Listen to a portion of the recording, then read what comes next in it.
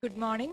My study is on comparative study of intraocular pressure and postoperative outcomes in gonioscopic assisted transluminal trabeculotomy versus 10-2 microtrabeculotomy in primary open angle glaucoma. The advantages of minimal invasive glaucoma surgery are effective reduction of IOP, maintain a safety profile, minimal tissue trauma, and a faster recovery.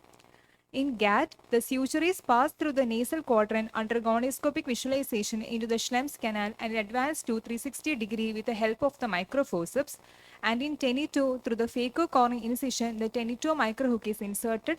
The tip of the 10-2 is inserted in the Schlemm's canal and the trabecular meshwork.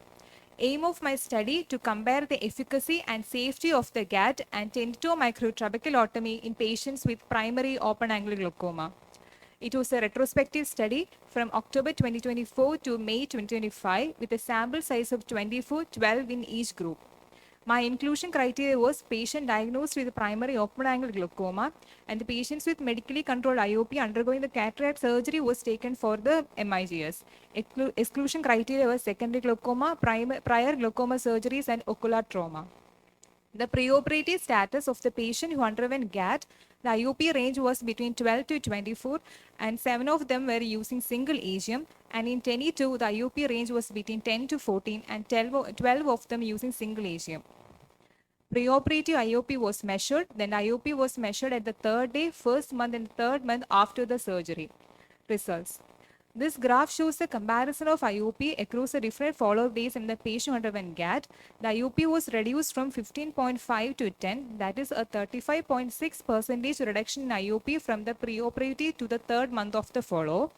And in 10-2, the IOP was reduced from 11 to 9, that is a 14.2% reduction in IOP from the preoperative to the third month of the follow-up.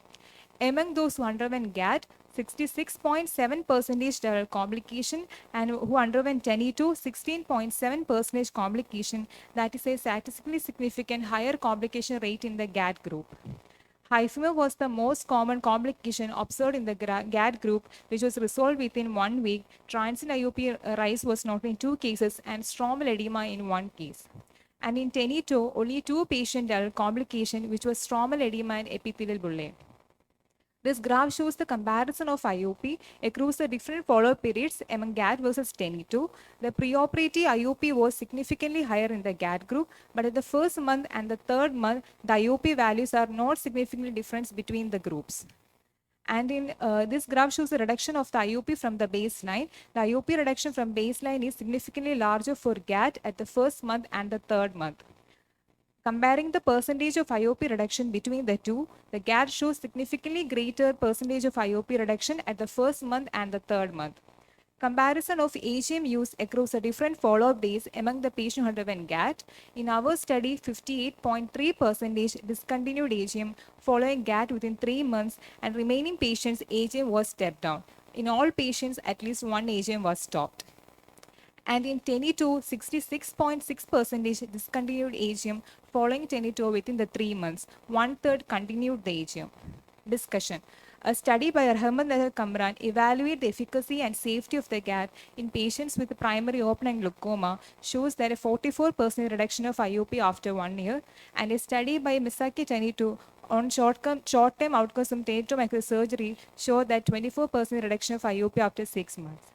In our study, both GATT and 10-2 significantly reduced IOP from the baseline. GATT achieved more circumferential trabeculotomy, resulting in greater IOP reduction compared to 10-2, which generally involves partial incision. Hypho was the most common complication, usually self-limiting. 58.3% discontinued AGM following GATT within 3 months, and remaining patients AGM was stepped down. 66.6% discontinued AGM following 10-2 trabeculotomy within 3 months.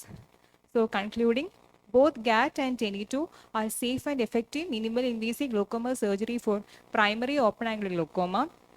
GATT offers greater IOP reduction but is associated with a higher rate of transient hyphema. 10-2 microtrabeculotomy is less invasive, easier to perform with fewer complications, but may provide relatively less IOP reduction. These are my references. Thank you.